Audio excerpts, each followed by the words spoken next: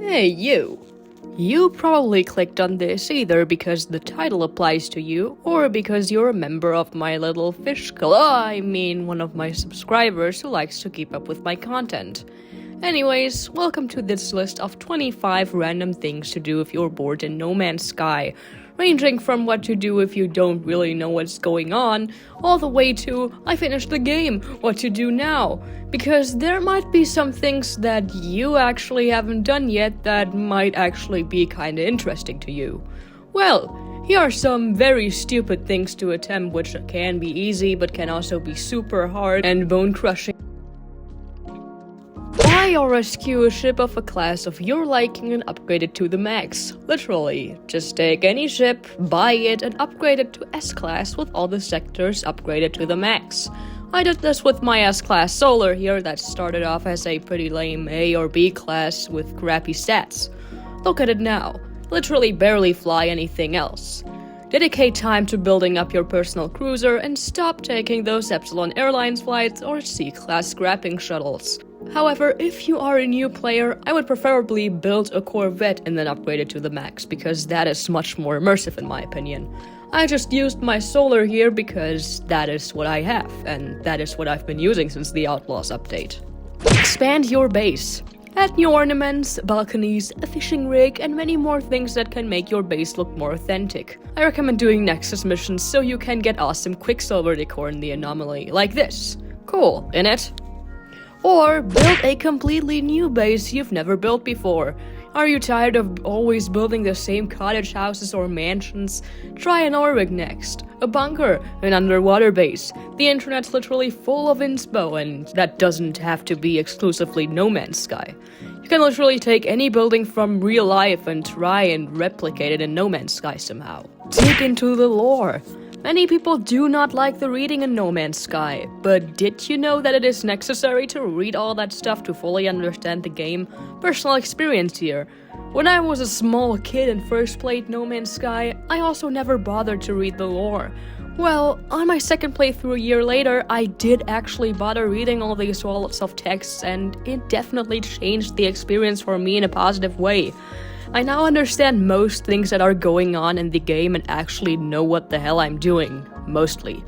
And it's definitely worth it to go beyond the game and read a few wiki pages if you don't understand something. Become a pirate captain! This one will really tug at your reputation though, so I highly recommend starting a new save for this one unless you really want to turn things around. Switch sides, befriend the outlaws, raid freighters, just shoot at stuff and get that loot and sell it, or smuggle. Not only is it more profitable than being a good traveler, it also gives you much more thrill when playing. While Outlaws do need a little more development in my opinion, much more. What we have right now is also pretty fine, although I hope it gets expanded on. Raid a freighter. Basically connects to becoming a pirate, but just emphasizes raiding a freighter. Make sure to get tons of sodium and decent weapon upgrades since you'll be under attack from both the sentinels and the freighter turrets.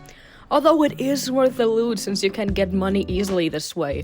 What will also be under fire though is your standing with the corresponding lifeform that owns the freighter. So don't tell me I didn't warn you. Build a huge farm. Instead of hunting planets down for plants manually if you need it for your, let's say, stasis devices, how about you just build a huge farm containing every produce you need? It can be even bigger than mine here, maybe like industrial farms in real life, or maybe on your freighter. Go all in, especially because there is no climate change in No Man's Sky. Although you'd still have to go for trips for the gases and metals, since you can't cluster these into one singular farm unless you do get lucky and find 2 gas and metal hotspots that are somewhat good in the same place. Still takes away the burden of collecting, mostly, and especially including things like Facium. Unlock all the blueprints. Find a planet of your choice and get up to gather a few hundred salvage data modules. Not only will you slowly unlock those sweet blueprints, you will also familiarize yourself with the planet, which will give you the option to discover as much as possible. And you know what that means?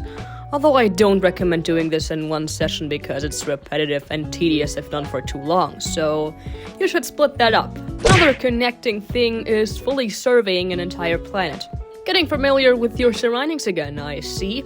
Discovering an entire planet comes with getting to see all the fauna. Who knows what you may find? You might find a companion for life, or maybe even an awesome base site. Oh, and lots of cash if you do follow through with it. Especially good if you're early game and haven't seen that much yet. And you may also want to catch up on your language skills. Awesome, in it, try and find something extremely rare. This is another side quest, but for example, let's say you want to find a white grass planet, which I never even found myself after 6 years of playing this game across 2 platforms. Or finding flying tameable fauna, and that relief that comes with finally finding it. True pride right there. Build up a settlement to S-class from scratch. I did this myself. Got a crappy C-class settlement, boom, it's an S-class now. In the beginning, making decisions and seeing what changes for your settlers can be very exciting. Especially in the beginning, what you do is crucial. Which buildings you upgrade, what you even build, and all of that stuff.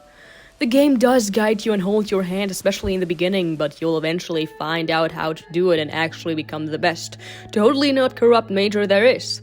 Or maybe, if you're not kind-hearted per se, just do everything that's bad for your settlers and watch it crumble even further in front of your very own eyes. Make donations. If you reach the total unit limit of whatever this number is, there's a reason I got an F in calculus, and still find some of those Starship AI buffs in your inventory, gift them in the anomaly. But Fishmaster, that's so stupid! Nuh-uh, not even my idea. Players actually do this, and the community as a whole is very wholesome and forgiving. Most of them. Don't be a grieving prick. Turn the Radiant Pillar into a sleeper build. Just imagine how funny it would be if you saw some mean griefers laughing at your ship. Radiant Pillar, noob! Which rarely ever happens, but if it does happen, you can confidently look at your Radiant Pillar and find it with all S-class updates, maybe even better than their white gold exotic. Try and acquire every death title, unless you're on permadeath or survival and either save your inventory in some storage container or have the No Man's Sky equivalent of keep inventory on so you won't lose your inventory. This is a very fun challenge. No Man's Sky has death titles which you acquire by dying.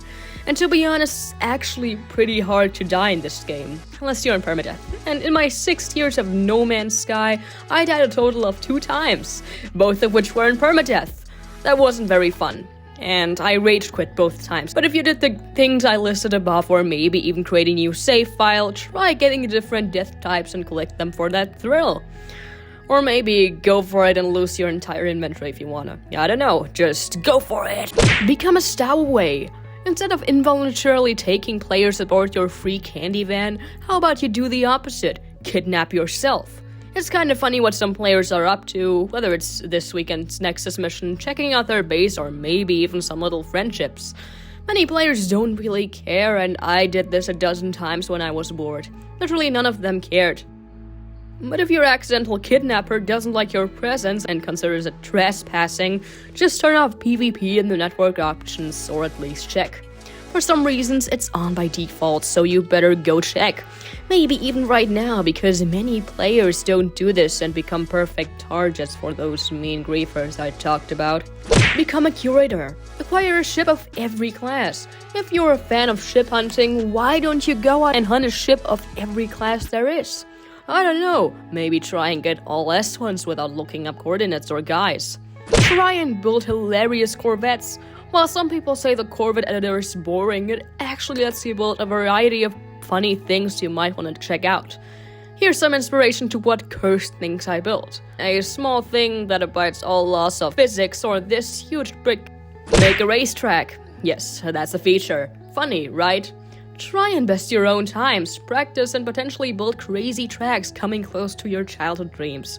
Also involve friends if you have them. Build a slide. Essentially, build up all the way you can, hit low orbit with the help of your Corvette, and then slide down. Just try to hit the slide first. I would be fast on this one though, because it's quite glitchy, so I don't know how long this is going to work. Also, don't try doing this outside of creative mode. You'll break your poor Corvac's legs. Or in other words, you'll die of fall damage. And just nip and see what happens. That's possible. Just use the nutrient ingester and, well, try and see what happens. No multi-tool. Start a new save and don't use your multi-tool at all.